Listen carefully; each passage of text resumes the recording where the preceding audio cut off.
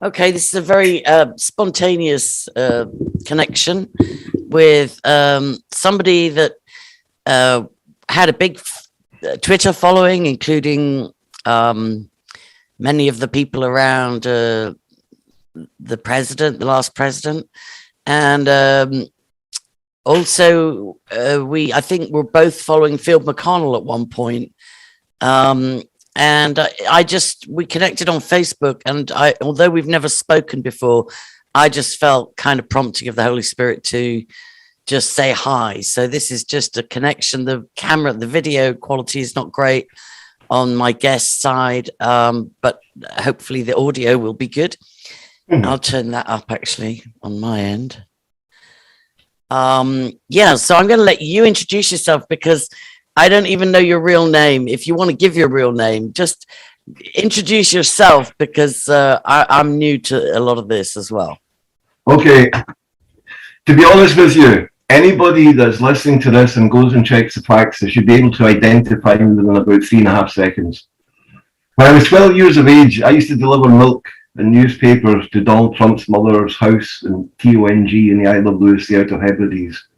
And I know all his uncles and aunties, I know his cousins, and they were my kith and kin because I'm a quarter blood MacLeod in my own lineage back to the day, but that's the respective. But yeah, I came from a fairly remote Scottish island called the Isle of Lewis. And my first memory was seeing a cow from a boat on top of a cliff. And then my second memory was seeing a boat called the Morning Cloud parked in the loch.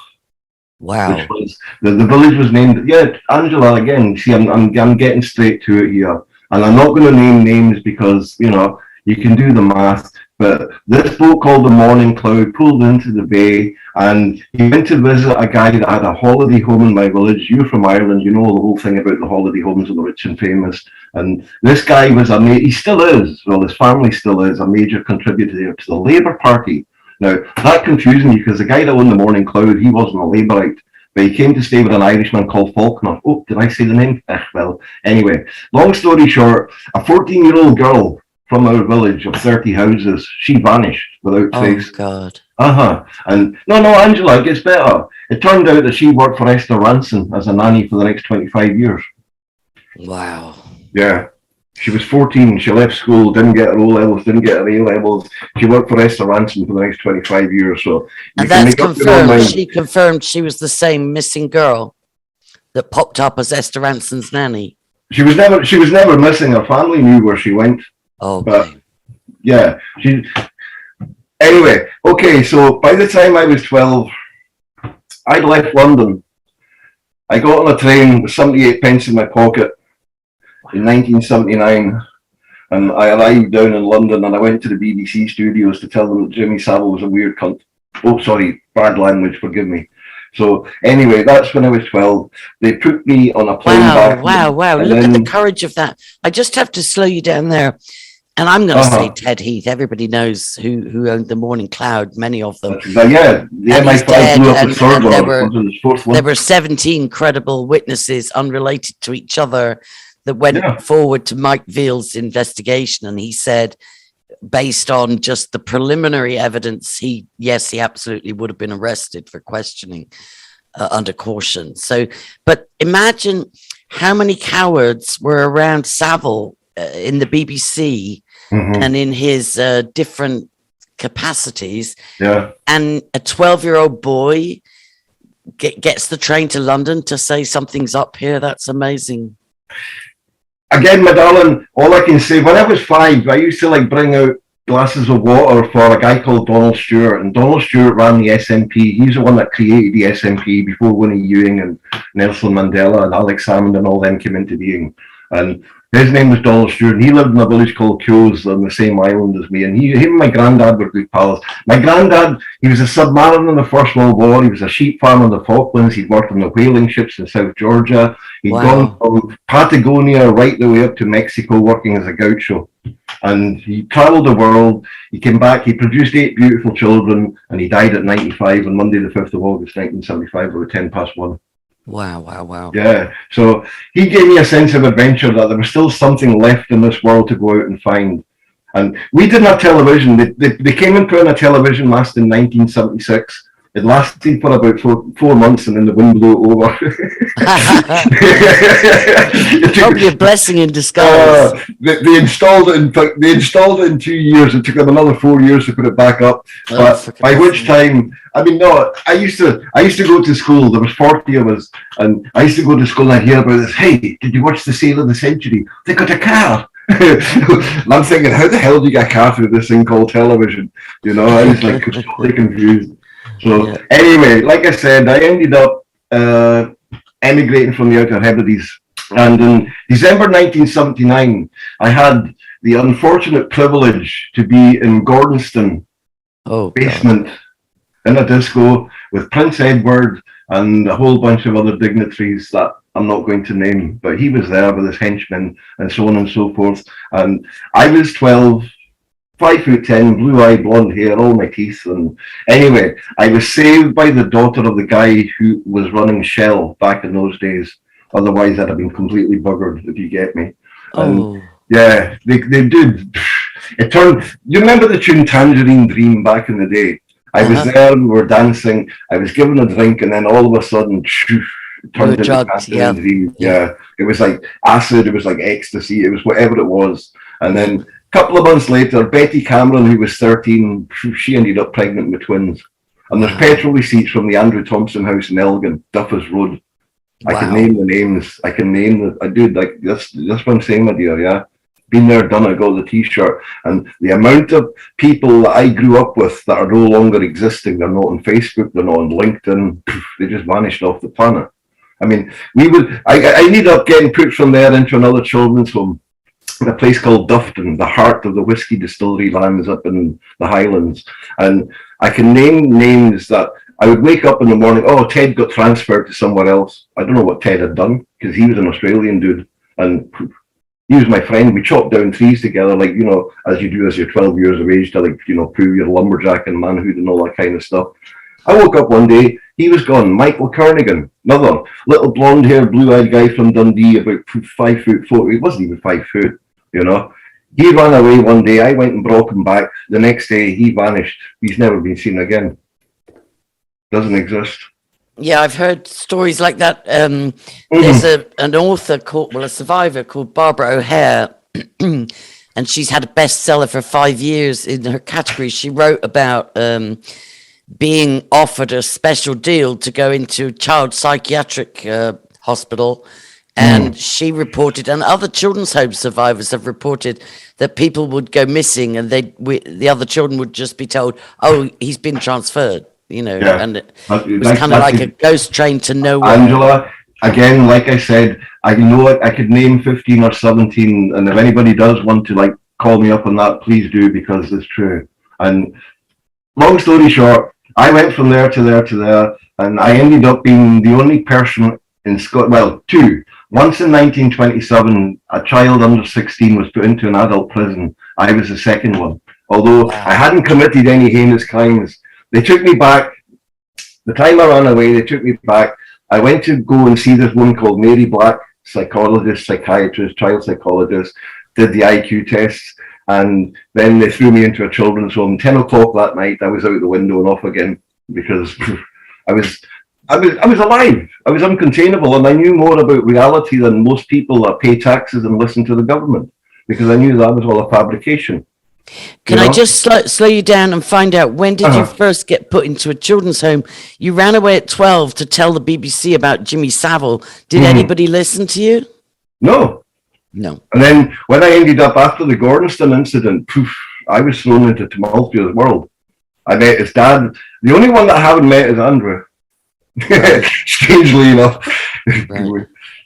But you know, again, so when did you get put into care? Who put you into care? How did that happen? It was the thing called the children's panel. It was like a children's court, and there was 3 notable citizens from the community, devout, upstanding, pre-Presbyterian, God-loving people, that decided, no, I would be better off being served, locked up in a place where, with a whole bunch. I mean, you've seen Train Spotting. I was from the Outer Hebrides. again, I was the only boy in a class of 10 girls all the way through school. Okay. Wow. So yeah, it's true. I mean, the first school I had, there was 12 of us. Me and the girl next door, Mary, with long ginger hair down to her waist, who hit me across the head with a rock once, but that's beside the point. There was 2 of us. We went to the second school, there was 40 of us. I was the only boy in a class of 10 girls. And because the fact that I was going out in the fishing boat and checking the salmon nets when I was 5, 6 years of age. I had a pet dolphin. I had a dog called Lassie. And you get me. So you were growing up in the wilds of the Outer Hebrides, and you just had a spirit of freedom. It was paradise. It was an idyllic childhood. It was perfection up until the morning cloud arrived and a whole bunch of other crazy shit started happening. So you saw that there was, because islands and remote places are an absolute favorite. They're an absolute. In those days, they didn't have television. There was one phone, and the phone box was in the center of the village, and the light was always like filled with fucking earwigs that would fall on you every time you went to make a phone call. But it was, in a way it was paradise, but in another way I grew up really, really sharp and fast. And by the time I was 8, I used to get letters addressed to me as master, and then that stopped, and I was, why is that? And I was asking people, but nobody could tell me, because a master was a good title to have in those days, because anybody that had the title master, like Master Mariner Robert Campbell, this guy had gone and been in the Navy through 2 wars, came back and died drunk in his mid-90s or whatever, but he was a master, and that was a token of respect in those places. You get me? Yeah. Because he was. Didn't matter what he did. He fell off rocks. He would be found drunk in fucking puddles. They would drag him home, put him into his chair, light his fire, and leave him. And that was the way of it. And so, by the time I'd gone through, I'd run away, and I was good at talking to people. They called me glebe. Do you remember that word? That's a very old word. I don't know that word. It means that you're swift of tongue. You've kissed the Blarney Stone and what have you. Okay. Okay. I was a natural at talking to anybody because I didn't see barriers. I mean, the thing is, Angela, right? We had Pakistanis that were winning medals for singing Gaelic songs in the mod. Like the Eisteddfod they have in Wales. Yeah. In Scotland, it's called the mod, and we had Pakistanis singing Gaelic songs and winning medals. So we didn't see skin, race, division as anything. We were just, hey, you're here, I'm here, we're here. Let's get on with it, Okay. And so then. So do you think being put in a children's home was directly related to that you were kind of smart-witted and you'd seen the morning cloud come in? And you'd seen Jimmy Savile's carry-ons. You'd seen a girl, 14-year-old in the village, kind of just disappear. And then you saw what was going on in the basement of Gordonstown. Do you think that is what got you put in a children's home? They tried to destroy me, and they very nearly succeeded. There was once I contemplated suicide. That's when I was in Borstal at the age of 16. But so your life went kind of chaotic. You better believe it, dude. Again, without going into details, I mean, this is like. Okay, I don't need to know everything. Sorry, it's my brain. I like to understand how. I like to understand how people get from A to Z. It's like the Village of the Damned, and where there's like about 30 people crammed into a tin church on a Sunday evening, all singing praises to God, and then 20 minutes later they're out doing things with animals because they're Masons. Right. Yeah. Right. Yeah. So and you also knew President Trump's family. I delivered milk to them. They live in Tong. It's in the Isle of Lewis. Her name's Mary. She left in 1916 to go and find herself a better life in America, and she did. Wow. She brought up a whole. Do you know that Donald Trump's older sister? She's a Ninth Circuit judge. Okay, the Trump family, all of them are beautiful fucking individuals. They're not fucking satanic. They're not Illuminati. They're not lizards. They are really well brought up, solid, truthful, sound-based individuals. Donnie doesn't drink. He doesn't smoke. His sister, Ninth Circuit judge, the entire family. If you even go back into the whole Tesla thing with his uncle and shit like that, but dude, that's not important. What is important is that God assigned him to be put into the role that he's playing today, whatever role he is. None of us are here by accident, and it's the creator, the big G-O-D, the matrix maker, that decides what happens to us all at any given moment. And so, right. So the people that you grew up knowing, what were they because Donald Trump's mother left and went to America, right? Mm-hmm. So who was left behind? You're talking her siblings. Yeah, all of there's about 30, 40 of his, well, 2 generations down, there's 30 or 40. When her mother left, there was like about 8 of them in the house in Tong tongue, the Isle of Lewis, not Tongue, tongue, like, you know. Yeah, tongue, yeah. Yeah. So, yeah, and like I said, I used to, they all know me.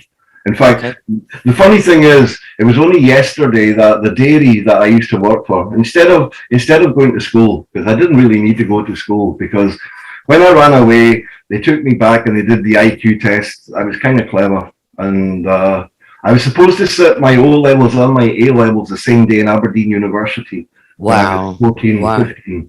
But unfortunately, the governor of Porterfield Prison in Inverness, special appearance, sir, I want to request permission to go to Aberdeen. No, we can't afford a guy to go with you handcuffed on a train for 2 hours to sit your O levels. Nah.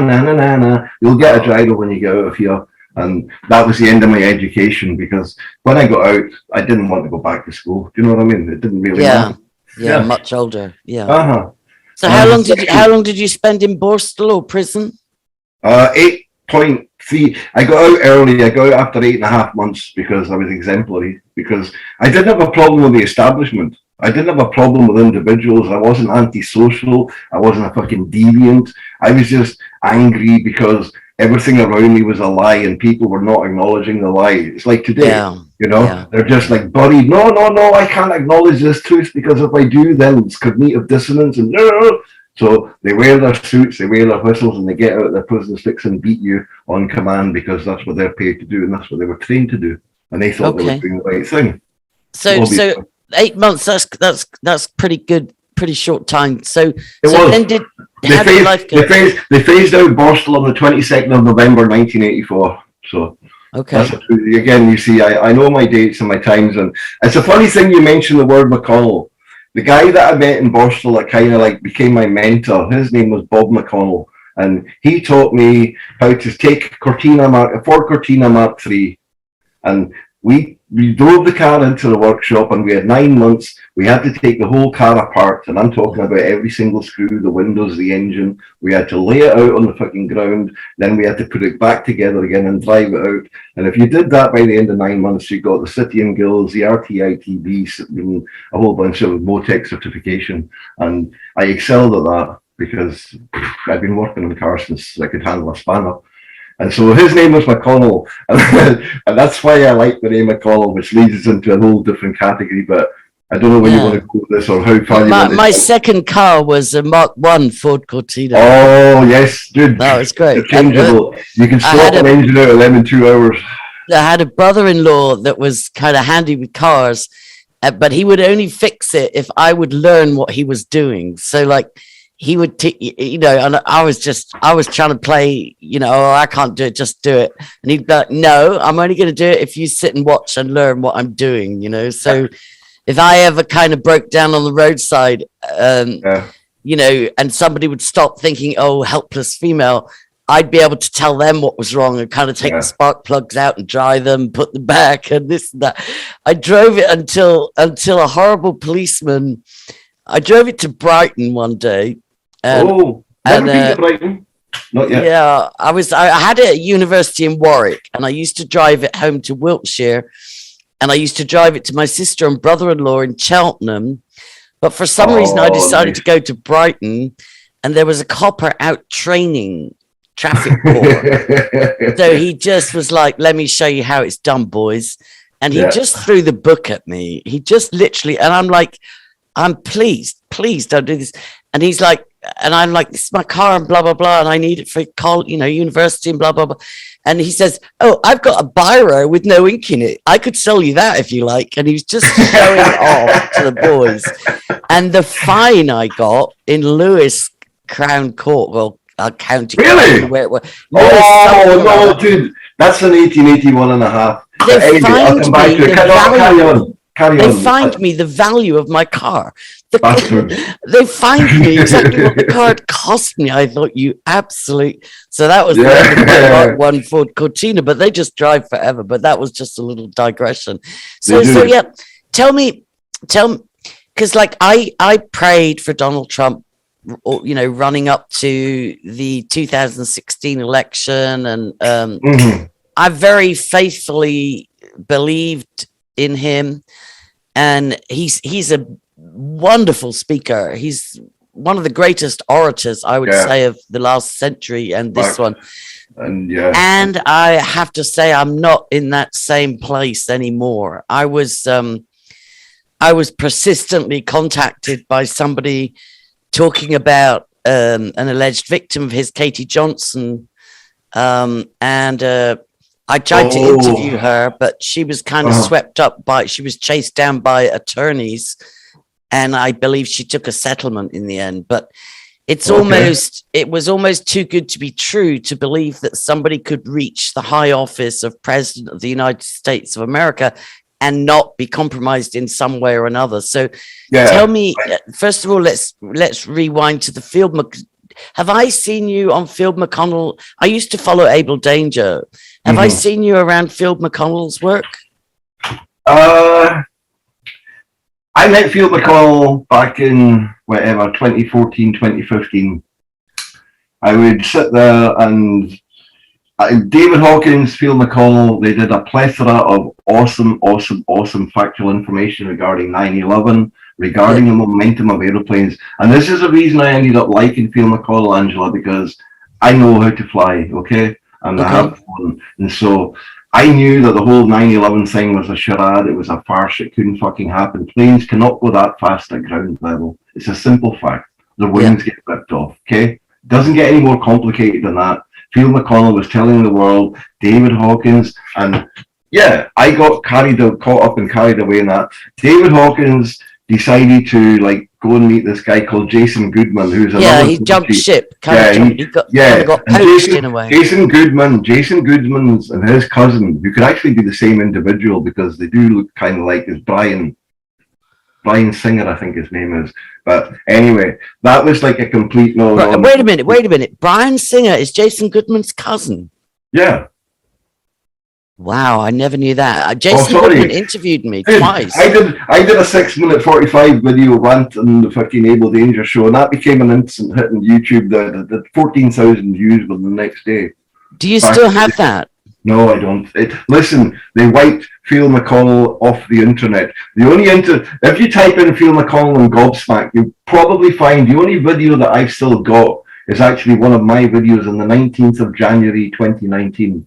Because we all met up in Llangollen in Wales, okay? Yeah. But beforehand, when David Hawkins left, Field McConnell was in the doldrums. He had 3,000 viewers a week. I started talking to him because I'd met him by this time live up in Milton Keynes. So me and him started doing the shows, and pretty soon we were up to 45, 70,000 twice a week. Every show we did was getting that many hits, okay? Okay. And you're not the guy that did Kirk's Corner legal. No. That's the Satanist that brought the whole thing down. And his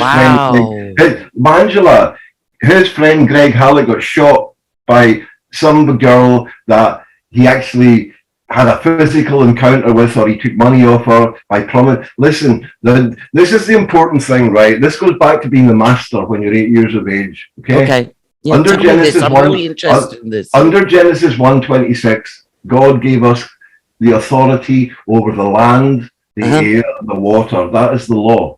Okay. Yep. The birds, the fowl, the fish, the sea, and everything that creepeth and crawleth, you have dominion over it, because I am God and I have granted you this. And then you get corporations, which are corpses, dead things. Kirk Hallett, Kirk Pendergrass, they thought that they could beat the devil using the devil's old game without telling the devil, I know you're the devil. And that's why it was doomed to failure. And they brought them in after. Long story short, me and Phil started doing the shows. The audience went through the roof because I was telling everybody, listen, See the birth certificate. If you want your child back, you just write to the fucking Vatican or write to the government and say, this is my property, it's not yours. This is my birth certificate, it's not yours. I've had it stamped, authenticated, notarized in maritime admiralty law to comply with your pretend fictional strawman game. Yeah, you play by their rules. That's what defeats them. Yeah, you beat them by their own rules. But I started doing this, and then all of a sudden, it went three-dimensional. We did the whole thing in Wales. Phil McCall says to me one day, right, will you write a book? And I said, yeah, I'll write a book. We sold 25,000 quid's worth between 5:15 and 7 o'clock on a Thursday night. Was this the project where he was raising 100,000 for, or he took advance orders for a book? It kind of collapsed. I remember towards the end of his broadcast. That's exactly what the book thing is, yeah. Wow. I'm the one. It was, like I said, 5:15, he says, hey, Gobsmack, will you write a book about this? And I said, yeah, sure.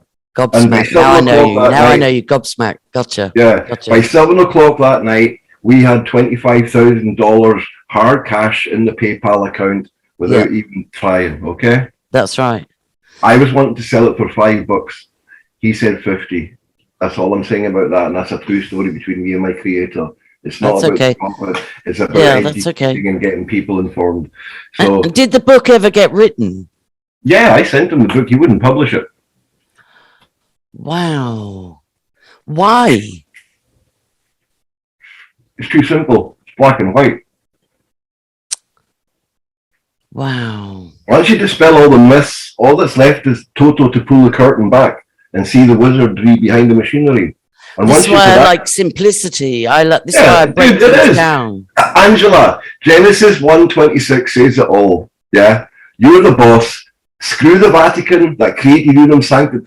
Pope Boniface wrote a piece of paper in 1302 and dried children's skin saying, hey, I'm Christ fucking vice regent on earth. I own everything. I own the butterflies. I own the butterfly farts. I own the air. I own, and see people, I own you physically, spiritually, and temporally. Okay? So if you're Bill Gates and you create Microsoft, you don't own it. You're my chattel. I fucking own it. And that's the Pope. That was Unum Sanctum 1302. Do you know Bill Gates' Microsoft is based in Israel now? There's a big thing about all of intelligence is sold through back doors. Angela, every Intel chip and every computer has been created in Israel. All the antivirus software, the McAfee, it all goes through Israel. Hi Mossad, mwah, love you guys. And then Israel is sharing it with China. There's some funny allegiances formed. Because even with Iran, you know, the Belt and Road thing, I've studied this a little bit. Brendan O'Connell is an expert on that. But even the Belt and Road thing now, there's because it's coming up to into the public arena, there's now a competitive thing to kind of knock the Belt and Road out of its position of power. The power games going on are phenomenal. But so one of the things that took Field down, I'm shocked.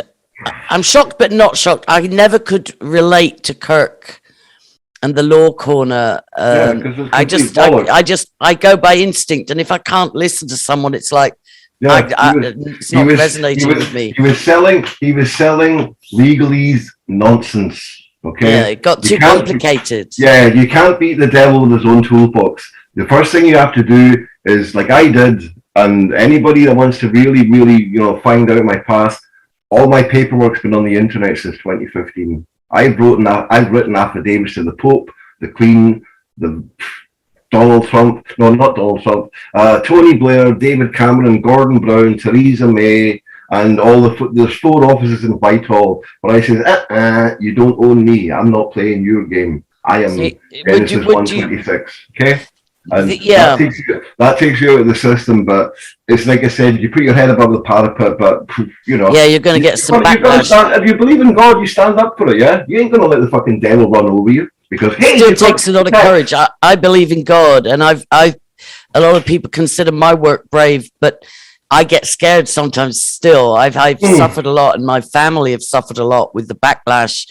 My family, this is why I was reluctant to be on cam, because they didn't come after me, because God's got me covered. God's my co-pilot. I don't look to the side of me, and I'm not worried about what's behind me, because when I stop breathing, it's like a leaf falling. It's part of his plan. Okay. Yeah.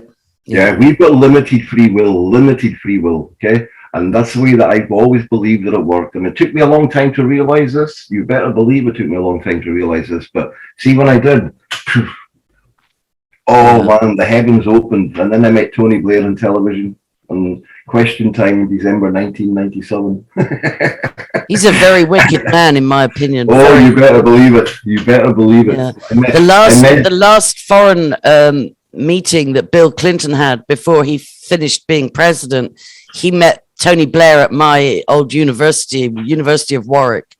And that was a hotbed university for breeding, for social engineering projects and for filtering people into the United Nations. A lot of my peers. That's what I know, Angela. You're spot on. This is what the universe do. They take the weeds out of the chaff, and the ones that they can control and they can groom, they can put into positions of authority, even if it does involve trips to Epstein Island and so on and so forth. There was a huge amount of that going on at Warwick, and there was somebody there that her family have to have known Jimmy Savile and that dodgy mayor as well.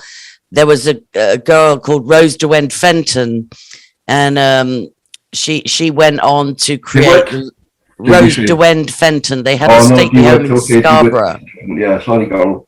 We got invited. I'm paying attention here. I'm not just pretending to listen, because the DeWitt family, but Fenton, I don't know that name, but carry on. Forgive me for interrupting. Well, I won't digress too much. I get told off for talking too much, but I like a chat rather than an interview.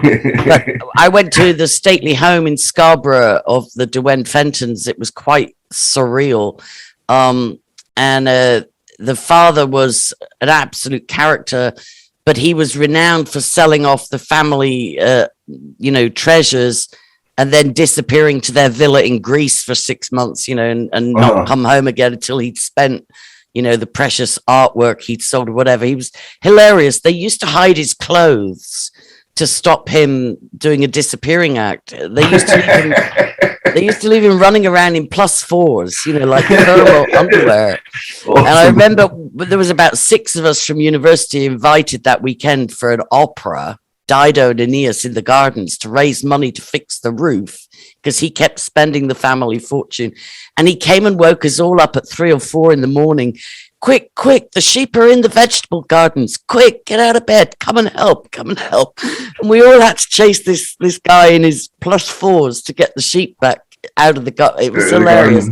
But she got an MBE. She went on to start the London International Festival of Theatre, and she got an MBE. And I just wish I knew then what I know now, because I would have asked her, what do you know about abuse? What do you know about Jimmy Savile? What do you know about the mayor? What does your dad know about these people? What do you know about strange parties? It's I do believe that Savile was a petard. He was a royal bastard, like Peter Sellers. Oh, right. I didn't know that about Peter Sellers, but he was somebody I was incredibly averse to. Everybody loved the Pink Panther, and I was like, I can't watch that guy. I just have an inbuilt kind of alarm bell that goes off. And the other funny thing, just before we carry on, was just this thing. I know it says in the Bible that God gave us dominion.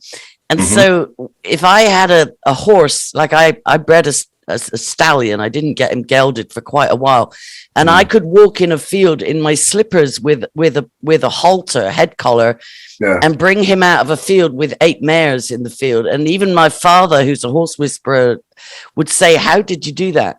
But I remember quoting that scripture, and even when I was swimming in the sea off of Lanzarote, and I was scared because of all the baby sharks and stuff in there, and I would say to myself, I have dominion over the fowl of the air and the fish in the sea, and like a young wild stallion, I have dominion. And exactly, that's the innocence of truth. Again, if you're vibrating at the right frequency, animals love you, children love you, they do, and they know. Yeah, exactly. But I just wanted to focus back in on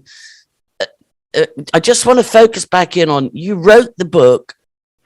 I believe it was said that 100,000 had come in pre-orders. Listen, there are still people arguing today over the accountancy part of it, but the fact of the matter is that when all this was going on, right, Angela, I've met you.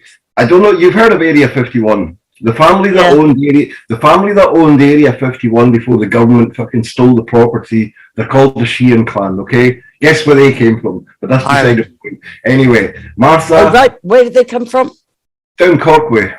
Yeah, because I've got friends that are Sheehans, actually. Yeah, of course you do. So the Sheehan clan, Martha, my friend, she's, I don't know, 70s, 80s, I don't care.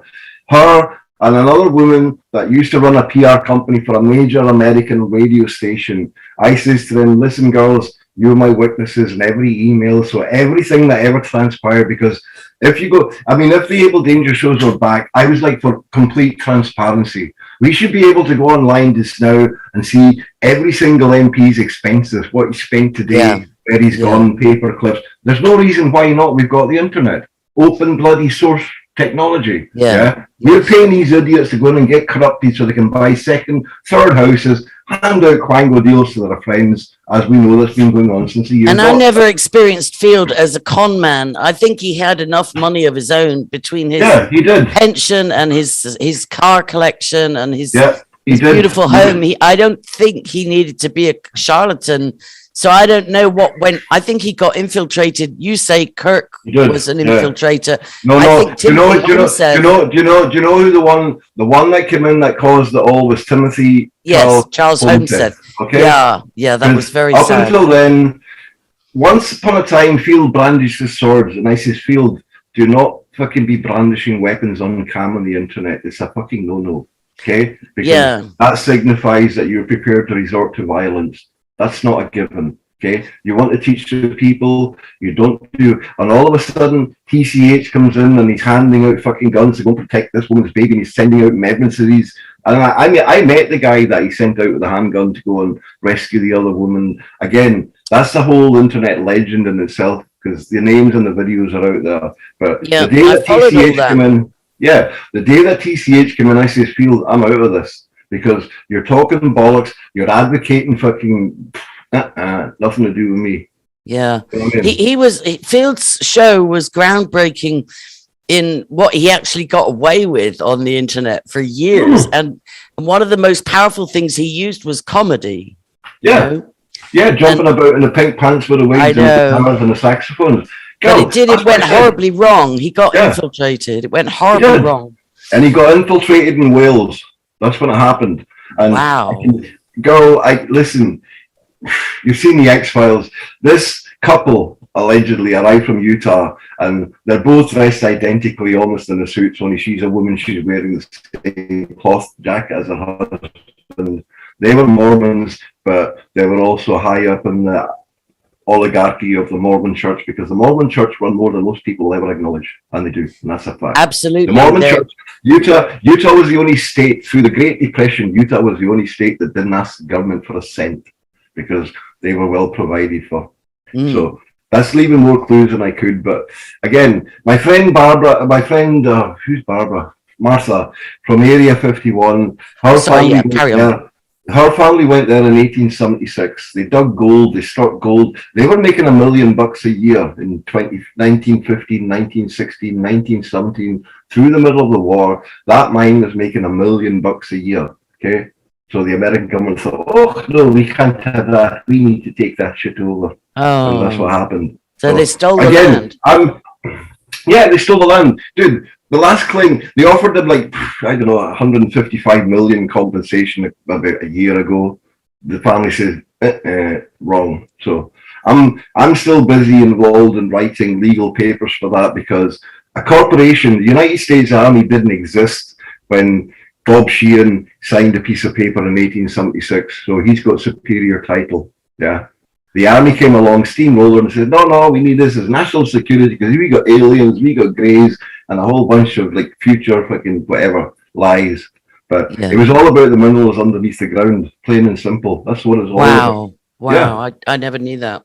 Yeah, I know. Knew that. I would like to introduce you to Martha. She's got they used to come along in jets. They blew up their bloody barn. They used to shoot at them when they were running across the ground to get them off the land, because that's what they were doing. They tried with those What were those Mormons that they tried to run off the land and it became a standoff? Oh, but the Bundy, was it? Yeah, the the Bundy Ranch. Yeah. But Again, to be honest with you, my dear, I think that was completely televised and staged. I do. You think that was staged? That's possible. Yeah, I do. I think it was all just true. Hello, this is Big Brother teaching you can't fuck with Big Brother does. Guess what's going to happen? Yeah. That's what that was all about. It was a psychological, everything that we see in the media, the red flags. Yeah. Yeah, I do. Yeah. I saw a very funny video. I'm trying to keep this YouTube friendly, but I saw a very funny video a couple of days ago where Nathan Stoltman, he talks to AI, which you can do. I'm not that interested, but you can talk to artificial intelligence bots online. And he had one tell him that the SH, let's call it that, the thing that, what's his name, got thrown off, David, no, what's that guy, the one that talks crazy? Gosh, David Icke? No, not David Icke. The one that had the big show in America and he got thrown off YouTube. Oh, the one that people think is a comedian and he's reincarnated. Alex Jones. Oh, yeah. So yeah. Alex Jones got actually sued for saying this, but artificial intelligence said to Nathan Stoltman, and he's posted the whole interaction where they said there is no evidence that any such thing took place. And can I tell you another true story? Yeah. As long as it's YouTube friendly, we're talking. It's completely YouTube friendly. Once upon a time, I got an email from The Economist magazine. I don't know if you've heard of The Economist magazine. Yeah, of course I have. Yeah. It's a prestigious, and basically they sent along a chauffeur-driven limousine to collect me from Redchurch Street in E2 in London from my office. They took me down to a TV centre in the middle of London. I went into the room with this guy. And this guy was another Scotsman. I was dressed in a fisherman's jumper and a pair of jeans because I obviously dressed to impress. So anyway, this guy that I was with from Scotland, he was in charge of the nuclear codes on the fucking submarines in Fastlane. Wow. I'm thinking to myself, wow, what the fuck am I doing here with this guy? So anyway, they put us in this room. There's microphones on the table. There's cameras. There's a two-way fucking mirror. And there's a telephone that you need to stand on the furniture to answer this telephone, which did ring in the middle of the interview. So that was another psychological test. But anyway, they paid me 150 quid back in 1997, which was like not bad for fucking 30 minutes work. And a chauffeur-driven limousine, because they says, hey, Gobby, we noticed that you've been interacting with this thing called the internet, which just basically started a year beforehand. Where do you think that the future of it lies? So they paid me money to go in there and tell them that. Wow. And then they gave me free subscription for the rest of my life. Wow. But, and what free subscription, it's like fortune telling. Angela, can I just say another thing? Anybody that wants to find out my identity, my older brother, he compiles the Scottish University exams in 23 computer programming languages. Wow. And I'm the dumb one because I am the black sheep. Like you said, I arrived at 12 to tell Jimmy Savile that he was a cunt. Bad. Sorry, forgive me. No, it's okay. YouTube, cancel that one. No, they're fine. Actually, I just did an interview a couple of days ago with somebody, and it got through, even though we went very close to the line a few times, and I got a notification that it was fine with YouTube to put it up. But now she's having collywobbles.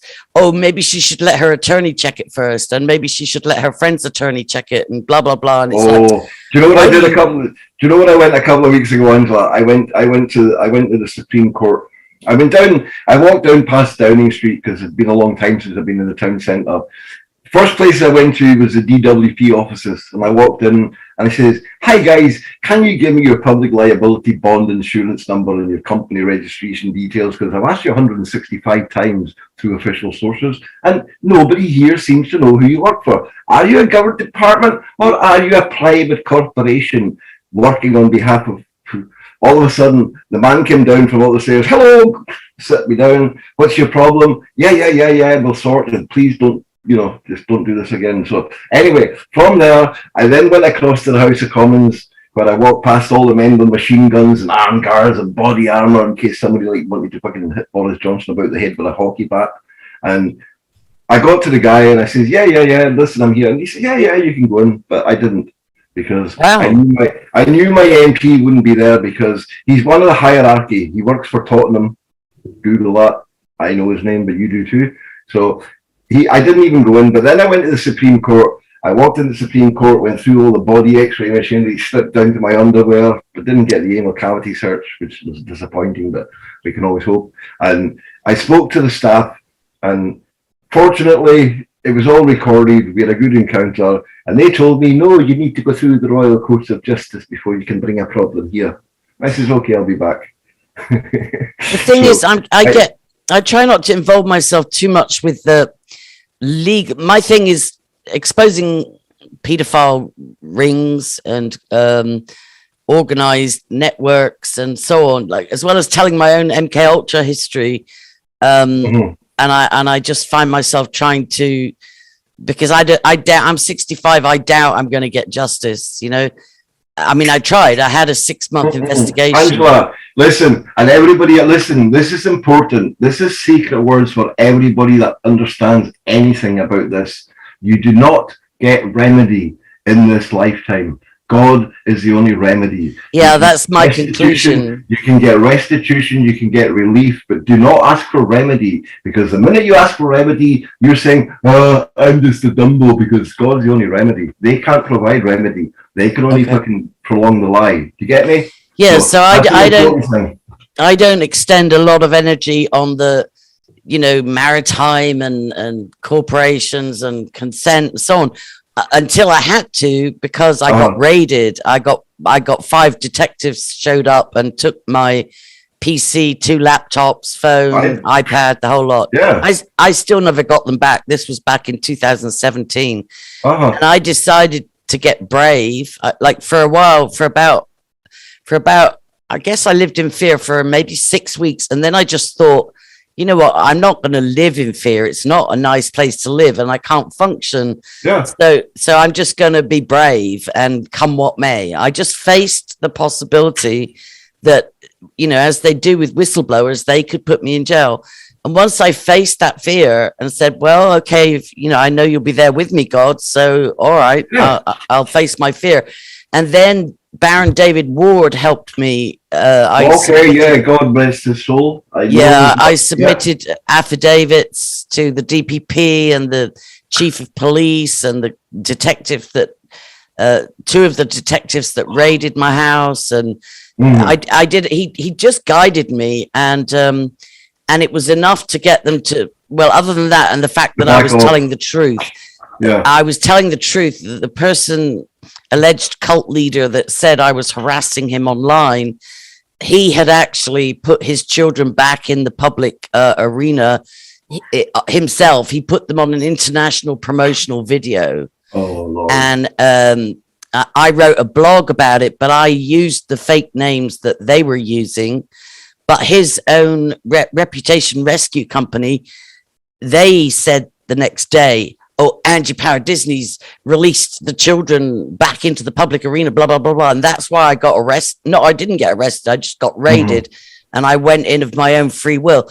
And when I figured out, oh, it's the blog, and I said, well, you know what? I didn't name either the father or the children. This is an Hampstead thing.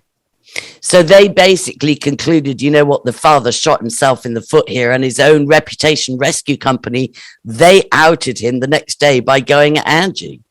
So between Baron David's work and the fact that it wasn't me that named the children or even put them back in the public arena, it was the father. Yeah. There was never any further action, but I never got my stuff back, you know? Dude, I've been reading a couple of times. 9 of them appeared with a fucking bat in one day. Why? I was complaining like fuck to the Scottish Parliament because they'd wasted a whole bunch of millions on a fucking fake wooden building at the end of the Royal Mile. And you see, the thing is, Angela, the Royal Mile isn't a standard mile. This is all to do with like the whole Illuminati geography and a whole bunch of stuff. Okay? The Royal Mile in London? No, in Edinburgh. Oh, in Edinburgh, I beg your pardon, Yeah, my ignorance. I was complaining about the Scottish Parliament. I didn't get my computers back for 6 months after that one, but I got them back. But I could probably get them back, but they wanted me to get them back through a court proceeding. And I did, and Baron David Ward, he was saying to me, "You don't go into their pretend courts. You do everything on the paper." It's a part, dude. It's a fiction. It's a farce. You write on a piece of paper, "Hi, Judge, can you give me your bond number? Because guess what? If you pretend that you've got authority over me, I'm going to sue the living shit out of you." Yeah, I know. That makes it go away. So I know, and I did learn enough from Baron David to keep myself safe. And a lot of people. So many people have said you must be an agent because you've never been arrested. The worst that happened to you is you got raided. It's like I said, they've had my computers for 5 years. I wrote them a letter the next day saying every day that you keep my computers is £1,000 a day. And that was 5 years ago. And I sent a letter to the Chief Constable. Chief Constable, did you ever watch that one with Martin Shaw, the Chief? Okay. There's a lot. You see, they have to hide secrets in plain sight. They do. They have to show the people, this is how you're being bumped. But, well, it's just drama and it's on the TV. But I wrote to the Chief Constable the next day. It said £1,000 a day. You guys, 9 of them, came in. They climbed in through the top story window. I was sitting on the computer on cam like I am just now, on the world's first chat program, Pal Talk, which started the whole video revolution. And they came in, they took all my stuff. They questioned me. They let me go because what could they do? Yeah, I did tell them about the whole Gordonson thing in the royal family. No, we don't want to hear that. We don't want to be hearing that. That's one way to end an interview. You're a threat to the government. You're a threat to the establishment. So we are here to scare the living shit out of you. I said, yeah, go for it. What can you do? What can you do? Hello? When they come to the door and if it has to be recorded or if we're recording, I do that. I disclose about bent cops and pedo rings and local issues. Exactly. I hope you're recording this. Oh, well, unfortunately, your officer switched off his camera about 3 seconds before they kicked the door in. Oh gosh. Anyway, that's a court case for the future. That's one that I've got in the back pocket just for fun. If you get the court case thing. I only looked into that because it concerned me, and I was thinking that I was hearing somebody this morning saying, "How come, you can get hundreds of thousands of people on the streets for health issues or for freedom marches, but when it's for children, it's very hard to get even 30 to 50 people out. And the thing that was crossing my mind was people won't realize until it's their children, but it already is. That there's a minister in our government in the Republic of Ireland. She's just announced that they're probably going to be introducing LGBTQI plus teaching for primary school. Oh, dude, that is completely and absolutely. And so all these adults that don't think it's relevant to hit the streets, to do with children, it's like, what's it going to take to wake you up? It's like, do you need literally the Pied Piper to come down your streets or the child catcher to come down, down your own street before you realize? Angela, do you know what I did, right? My daughter, who I am proud to say is half African, I'm Scottish, she's half African. She is a lot of Nazi people and that don't like that. But in her school, we sat in front of the school board of governors and said, "Hey, tell us about 5G flying their wicked eggs." They all shut up. Yeah. And they gave her leeway to be off school with bad periods anytime she chose. We ain't going to point, they didn't question her again. She's saying, "I'm not going to school because why? Every time I'm bleeding, it hurts. Why? 5G. Prove me wrong." They didn't. They shut up and they just let her off. Wow. Yeah. They just excused her. Wow. You know what, Angela? As a result of that, she went to an all-girls school. There's like 1,200 of them. Okay. And there's like a couple of hundred of them gone to the same bandwagon. And they said, "You know what? Your dad's like," and they listened and they're learned. You get me? They're 21, 22 years of age now, but they are well learned and well versed. Yeah, that's great. That's great. We can only do it. It is. Yeah. We can only educate a little bit at a time, but the greatest privilege is to educate. That works better than showing guns and swords and saying go out and harm people or, be prepared to do violence to somebody else to get your aim. But there's a different mentality in America because guns are still legal.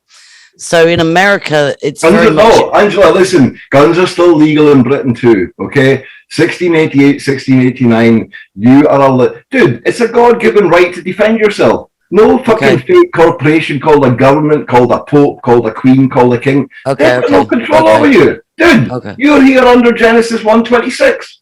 Yeah? Yeah. If somebody's going to come at me, guess what? If I have to kill them, then I will. And bring me before a grand jury, 25 people. Hello? Yeah. If you're telling me... I'm just going to... Let me be a bit cynical here, like, because there's been grand juries. There's been people like Kevin and... Angela, there hasn't. I wish to God that there had been, because the people don't believe in it, yeah? Ben Gilroy, there's a whole bunch of... Stephen Manning, Dr. Stephen Manning. I challenge you know him. I need to hold you 1 second. I challenged Stephen Manning because somebody I know went to his wife's requiem when she died and was kind of taken aback to discover that they were Moonies and they were married in an arranged Moonie marriage. And I've done a little bit of research on the Moonies, and I challenged him and I said, first of all, if the Moonies are everything they say they are, how come you're destitute on the death of your wife? You've no home for you and your disabled son, and you're literally penniless. If you're part of a church that has everything in common and is hugely wealthy, where's the support from your community? And secondly, why did you keep it a secret? You're holding yourself up to the Irish people that you're advocating for,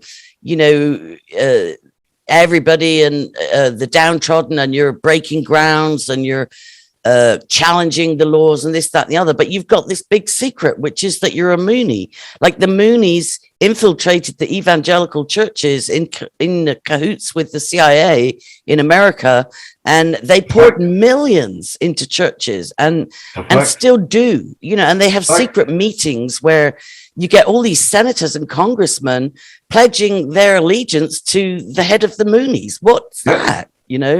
And so I'm fond of Ben Gilroy. I reached out to him once. There was a mother in jail.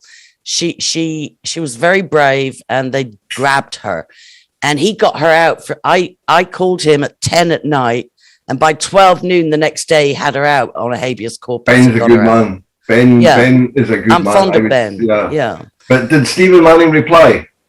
Yeah, he offered to brainwash me. He's like, "Oh, you sound very intelligent. Like, you're completely wrong.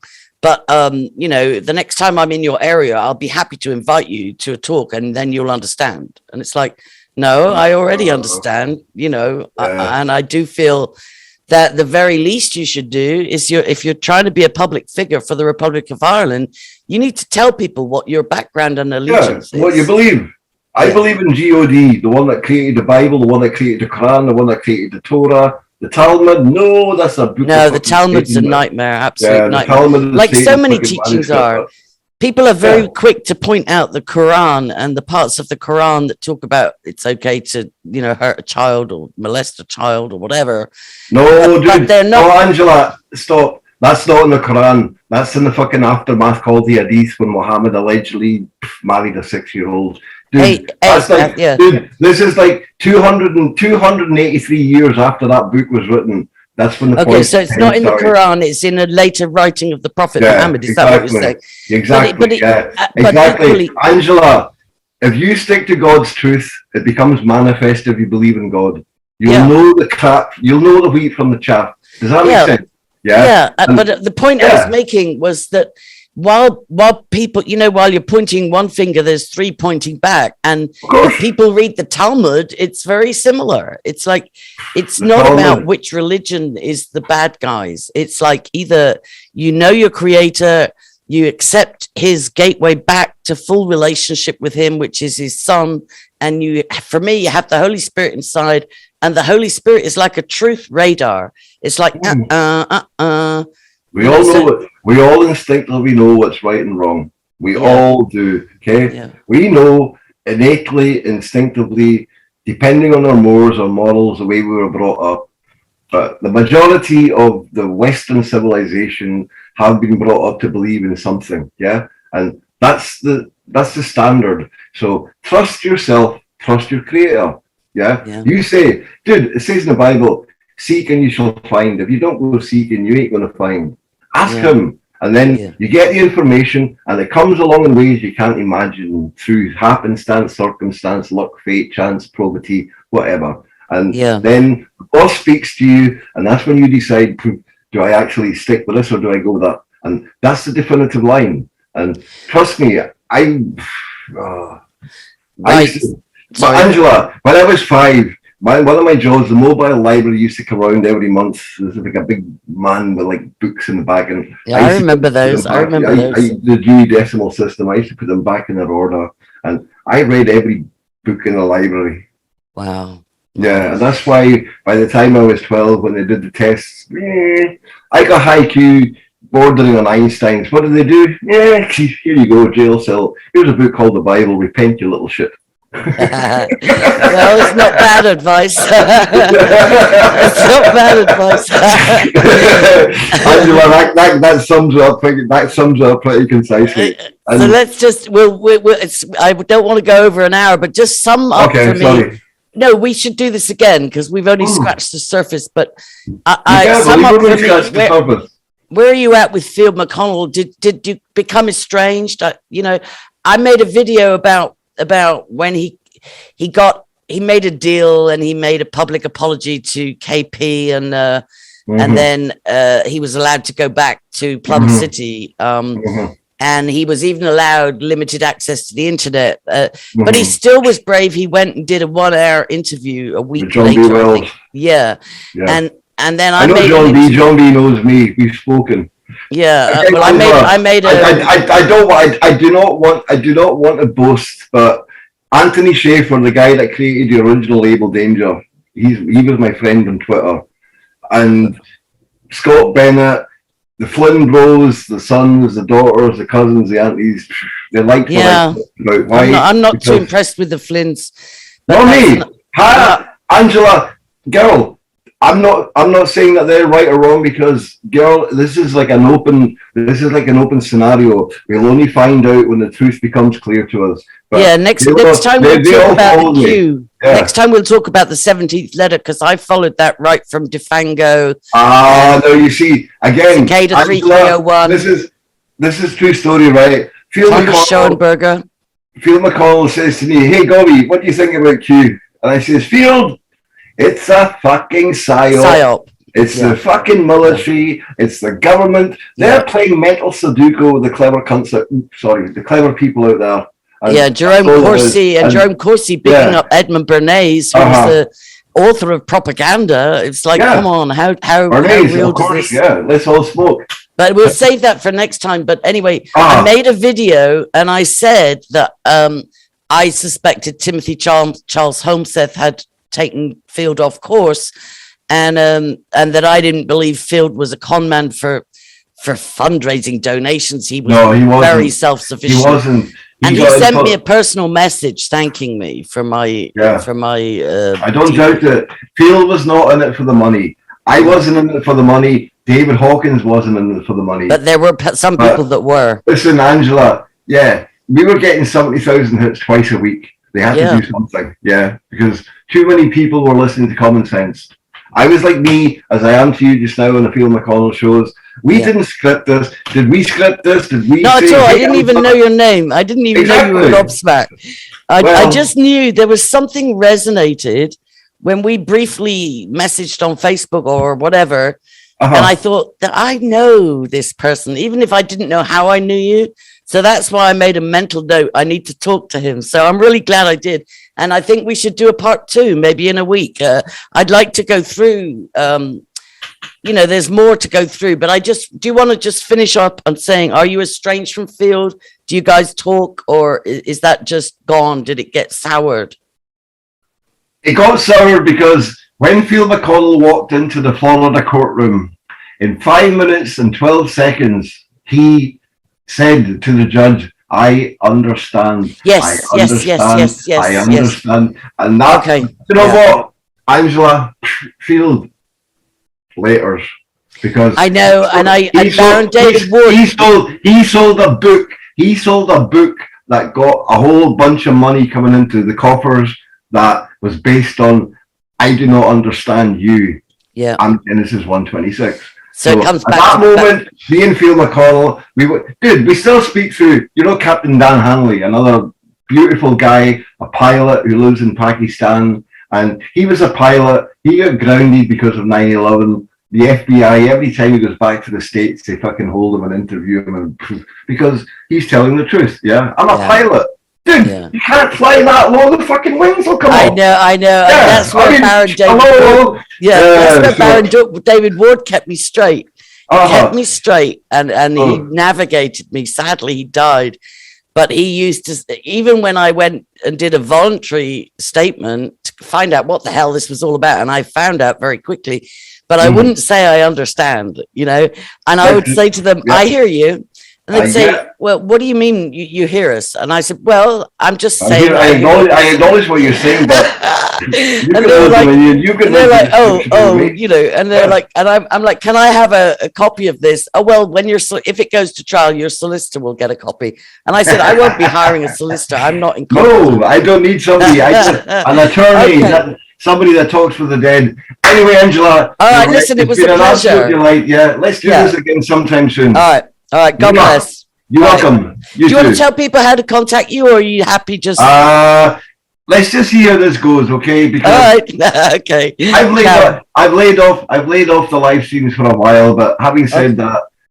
Well, this was enjoyable, and I could talk to you for another hour at least, so let's do another one. Okay, God bless.